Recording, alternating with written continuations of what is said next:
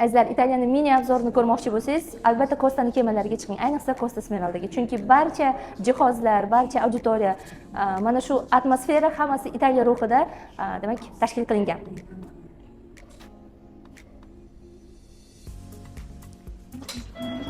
Assalomu alaykum azizlar. Hozirda biz 16-etajdamiz. Bu yerda asosiy ko'ngilochar o'yingohlarni hamda kemada nima bilan mashg'ul bo'lishini ko'rib chiqamiz. Ketdik. O'ng tomonda bizda spa salon bor. Spa salonlar asosan pulli bo'ladi hamda go'zallik salonlari ham pulli bo'ladi. Kemada bepul shug'ullanish mumkin bo'lgan mashg'ulotlar ham bor. Ularni ham ko'rib chiqamiz. Marhamat. Chap tomonda hozir birgalikda basseynni ko'ramiz. Bu ichki basseyn o'rtoqlar. Hop, biz ichki basseyndamiz. Bu yerda asosan kichkina basseyn bo'ladi. Kattalar uchun ham, bolalar uchun ham mo'ljallangan. Hamda 4 ta jakuzi bor. Mana bu bittasi, u tomonda yana bitta bor.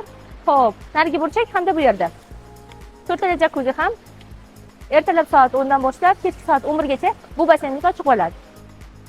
O'rtoqlar, bu yerda yana ovqatlanish joylari ham bor. Agarda sizni shvedskiy stol hamda bufetdan tashqari nimadir ovqatlanishni xohlasanglar, masalan, street food yozilgan mana bu yerda.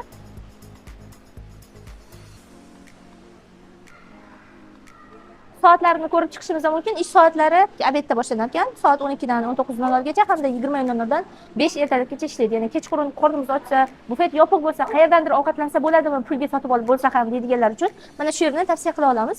Marhamat, ko'rishingiz mumkin. Hamma ovqatlar shu yerda namuna sifatida ko'rsatilgan. O'rtoqlar, endi esa biz tashqi basseynlarni hamda akvaparklarni ko'rib chiqamiz. Ketdik. Azizlar, biz hozir tepadamiz. Bu yerda akvapark bilan birgalikda mana bunday o'yingohlar bor. Sport bilan shug'ullansa bo'ladi. Bu bilan birgalikda sizlarga hozir yana bitta manzarani ko'rsatmoqchiman. Mana hozir biz mana ichki basseyndan shu yerdan ko'tarilib keldik. Bu tepadan ko'rinishi.